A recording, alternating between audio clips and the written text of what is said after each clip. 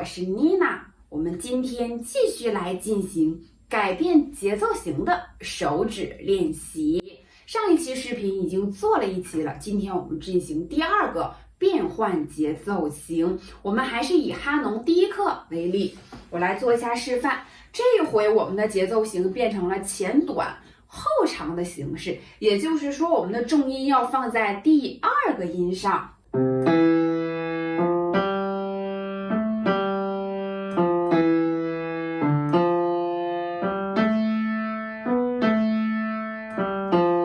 我们这样去做，在练习的重点也是短的部分我们要轻点儿，长的那个音加浮点的那个音符我们要重一点点，这样可以加强每一个手指独立的去完成强奏和弱奏的这样的一个练习，也使你的5个手指能够更加的灵活。上一期的视频播出以后，有朋友在评论区留言说有点太难了。对于你在基础的没有练好的时候，可能会相对于难一点。妮娜的改变节奏型是要求你完成谱子正确的节奏以后，我们想进行单独的独立性的手指练习，也可以使你的弹奏能更加有趣。我们再加入变换节奏型的形式，妮娜也是以哈农为例，你也可以，比如说很多的手指练习，只要它是固定的节奏，我们都可以这样去做。好啦，今天的视频就到这儿了，希望你把妮娜的视频分享给身边更多的好朋友们，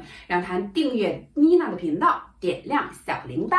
我们下次再见，拜拜。